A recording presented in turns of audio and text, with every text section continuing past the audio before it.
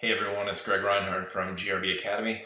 I figured with the pandemic of 2020 and some free time away from the facility that I would start building a YouTube library discussing college baseball, common questions we hear, and hoping to educate and give a bigger picture of baseball because so many people are trying to go in a direction and the process can be very sticky. So this is episode 1.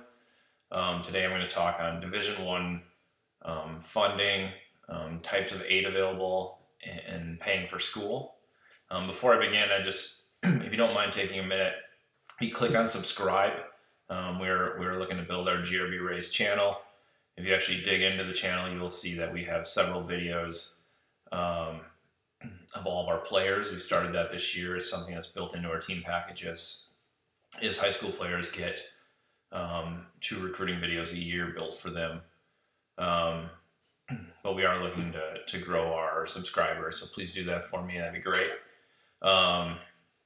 So today, talking about Division I offers, people who want to play Division I baseball, and how do you pay for it, and what does it mean to get an offer? How does it work? How does it work from the player side of things? How does it work from the school side of things? What does it all mean? So essentially there's 4 types of funding. I'm going to say 5 types of funding that will help you pay for school. One, there's athletic aid, which is the actual athletic scholarship. There's academic aid, which is grade-based.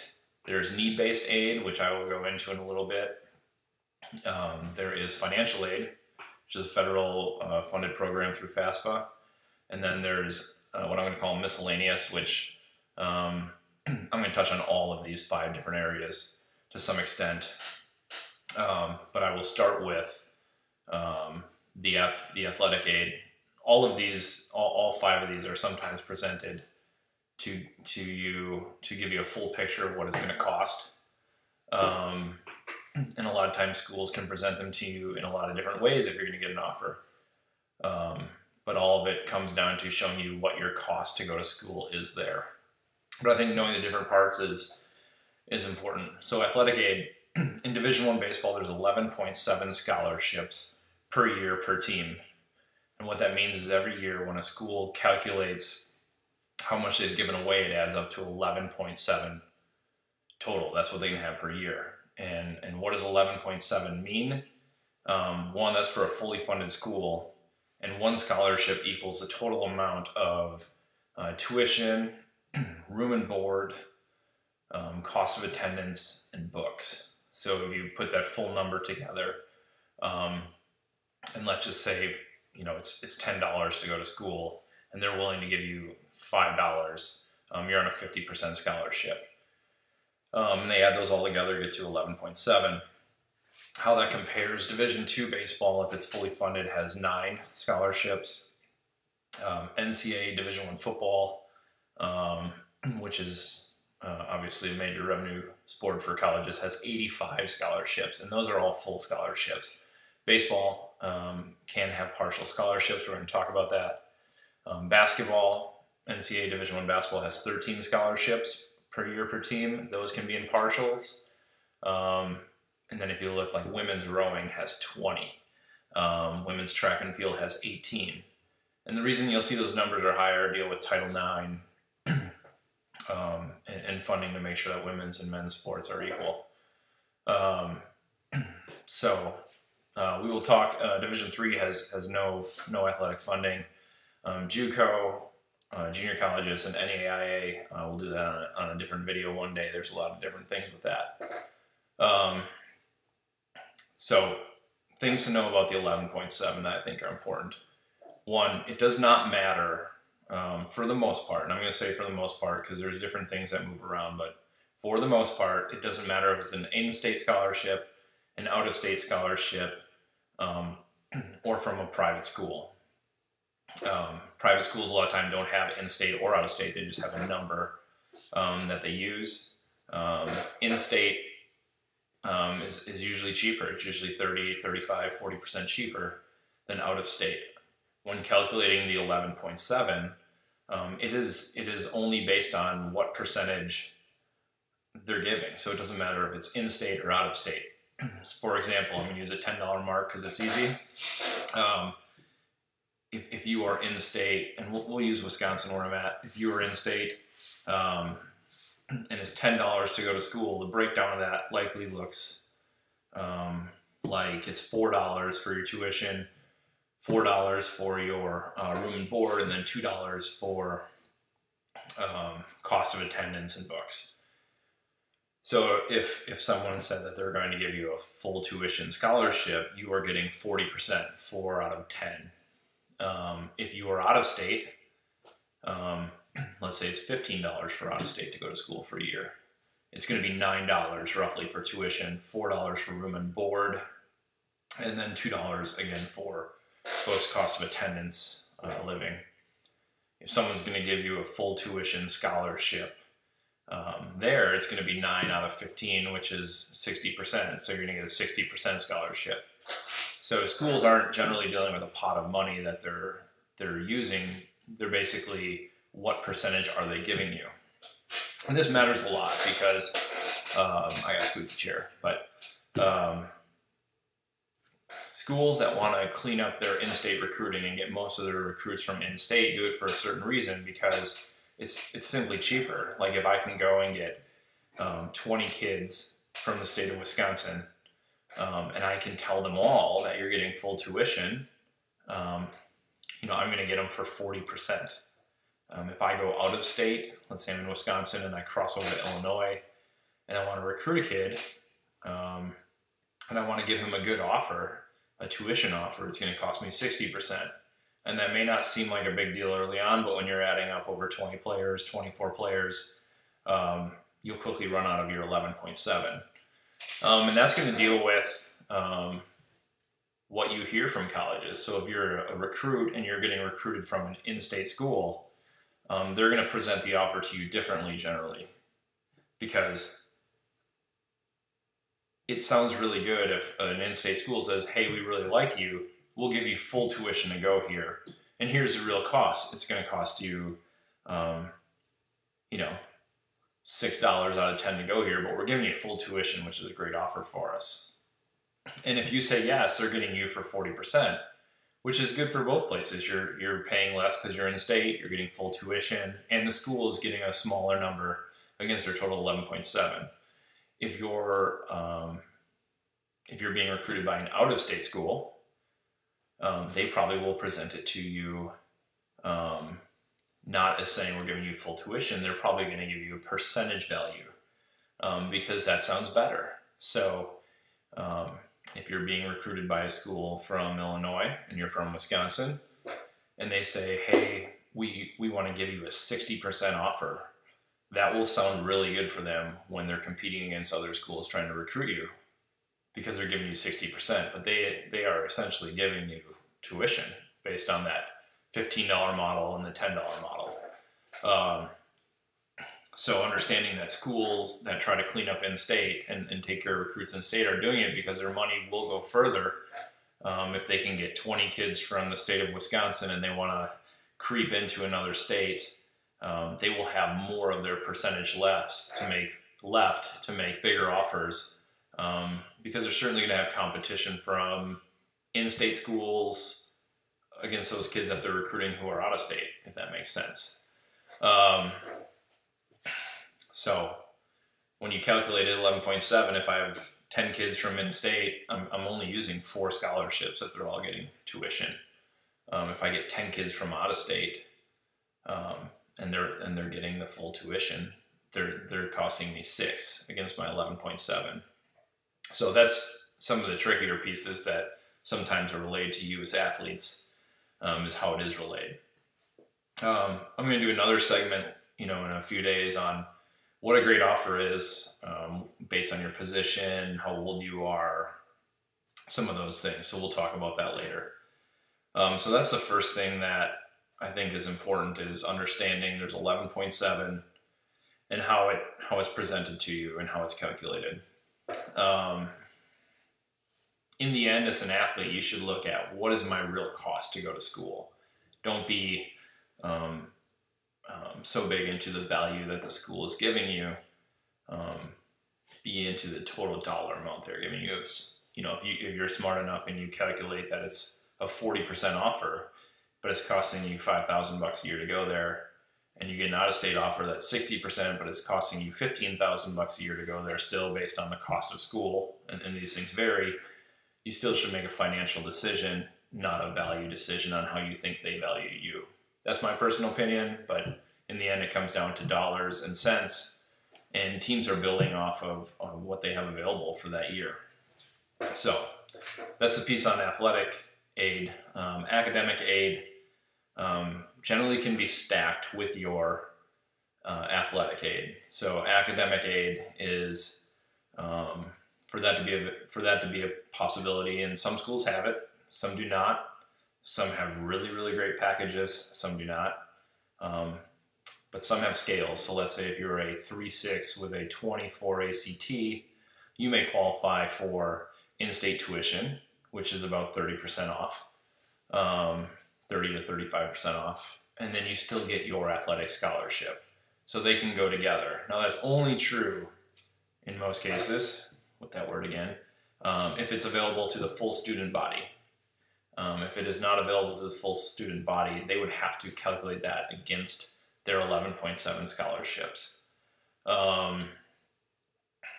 So the ones that don't have scales, sometimes you must apply. It would be against the full student body, and schools make determinations each year on what they're giving away. Some schools are really upfront and centered.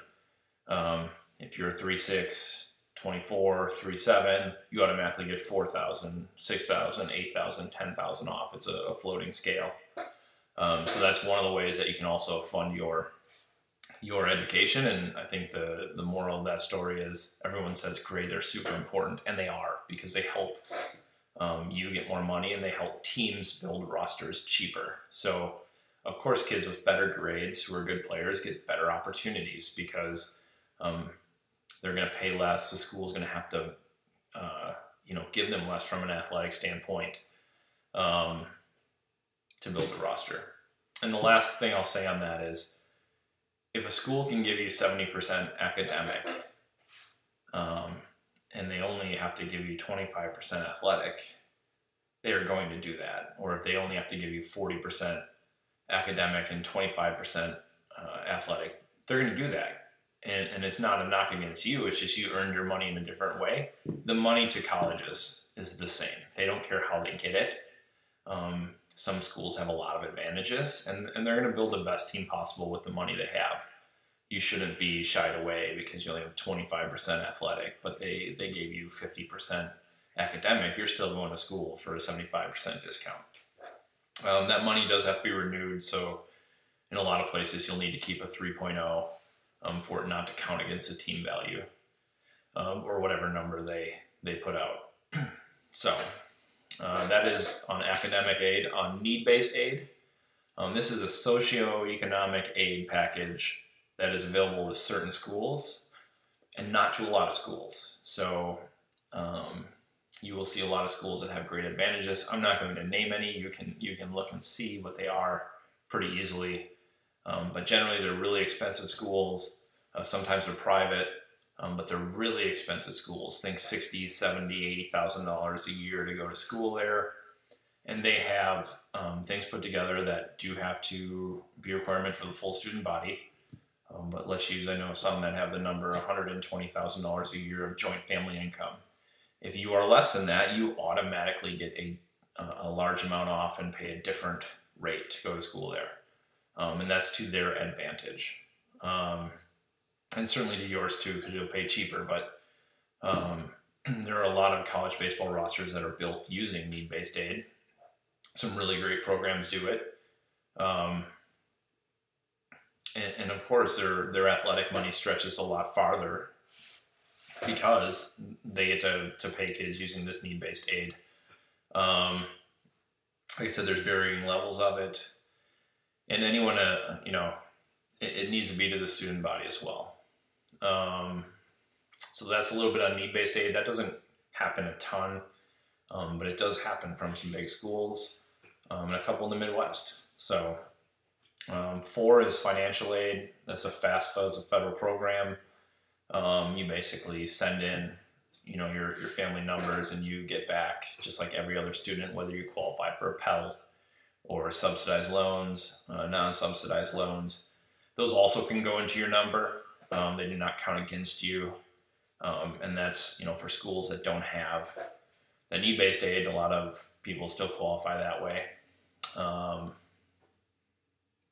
And going back to need-based aid, you'll probably know if one of those schools is recruiting you, because the first question they ask you to do when they are serious is to fill out a financial aid form for them, because of course, if they know they can get you, let's say it's your family doesn't have a ton of income and they can get you 80% through need-based aid, they don't need to give you an athletic scholarship.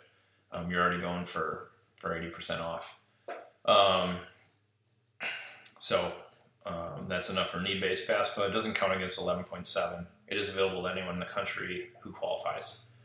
The last thing, and this one's goofy, this is also a huge advantage for a lot of places, is my miscellaneous pot, which I'll just say is sometimes state-specific, sometimes heritage-specific, school-specific, etc. One example, I'm going to give 2 examples. One, the Hope Scholarship in Florida. And the exact specifics I don't have on me, but if you're a 3, let's just say it's like a 3.0 and a 22 ACT, or whatever the number is for the state of Florida, you qualify for full tuition. Of course, athletic programs are going to use that to their advantage. They can build a roster with a bunch of kids that probably meet those academic standards, and then they can take all of their athletic money and chase someone out of state or someone who doesn't qualify and give them a very large amount of athletic money. Same deal. They're trying to build the best roster available using their resources, and if they can get 15 kids in school for free, they're going to do it, and they're not going to waste the athletic money. The last thing, African Americans in some places certainly have some of these scholarships available for schools that are looking to boost their minority numbers. Doesn't necessarily have to be African American, can be any minority, but there are a lot of programs around the country where minorities do get a large chunk or all of tuition free, and it allows them not to need to be paid athletic aid. So there are a lot of schools that have need-based aid, and there are schools that also have the miscellaneous pot of money available through state grants or however they're doing it. So those are really the 5 things that tackle into Division I funding for kids getting offers. The last thing I'll talk about, the Ivy League and possibly the Patriot. Don't quote me on that. They don't have athletic scholarships. I may be wrong on the Patriot League. I know the Ivy League does not for sure. But your tuition will be based on a financial form. So we have had some players get to go, and they fill out the form, and then they get a number back of what they have to pay. And usually those schools are really, really expensive, and then you get a number back that's way less. So that is how the Ivy League works for sure. And from a college, talking about building a roster, college coaches, how they do it. I've said this before in this video, they're going to build the best roster available using all the resources. They're going to save as much of their athletic available cash as possible. Of their 11-7. Usually the scholarships are given in, they usually lay out 4 years. So if you come here and you're on a 50% athletic, they'll say 50% year 1, 50% year 2, 50% year 3, 50% year 4. It can fluctuate. It could be 25% year 1, 50% year 2, 60% year 3. We think you're going to be drafted. We'll give you 0% year 4 if you're willing to sign that. And let's say you don't get drafted, but you're a big piece of the team. A lot of teams will change that and give you scholarship money later as well. Or if you become a really key player, maybe boost that scholarship amount. You also have places that say 0% year 1. They don't have wiggle room, but they give you 25, 50, 40, 60% year 2 athletic. That happens a lot. Certainly the risk is that you don't make the team when you get there. You paid for a full year of school, and then the scholarship you thought you had on the backside doesn't exist. But Just knowing that there's a 35-man roster in Division I baseball, about 27 travel. If you do the math, for the most part, a school that doesn't have need-based aid or some of the other ways to build rosters, they're going to have somewhere between 22 and 24, 26 kids on scholarship. And there's going to have to be 7 or 8 preferred walk-ons or players that aren't on any athletic money. If they were going to take a scholarship away from you, which can happen, it has to be in written consent by July. So usually the exit meetings in May or June, whenever your team is done playing, they usually have some information to give you, like, hey, we want you back, or hey, we think there's a better spot for you, or hey, your scholarship's going to change. The Big Ten, is known for offering 4-year guarantees on their scholarship. And the last thing I'll say on that is anyone who wants to get out of anything essentially can. Certainly some kids may say, no, I'm not leaving, and you have to give them that scholarship. But for the most part, that's never been an issue. It sounds good that the Big Ten guarantees it, but it's really not fully guaranteed. So that's my first video. Like I said, if you don't mind subscribing to the GRB Rays YouTube, that would be awesome. If you have anything you'd like to hear, please feel free to email me. You can email me at greg@grbacademy.com. And I'm planning on doing a couple segments of these a week as I come up with topics. But, we just want to help inform people as they get into this process. So thanks for watching, and I'll see you all again soon.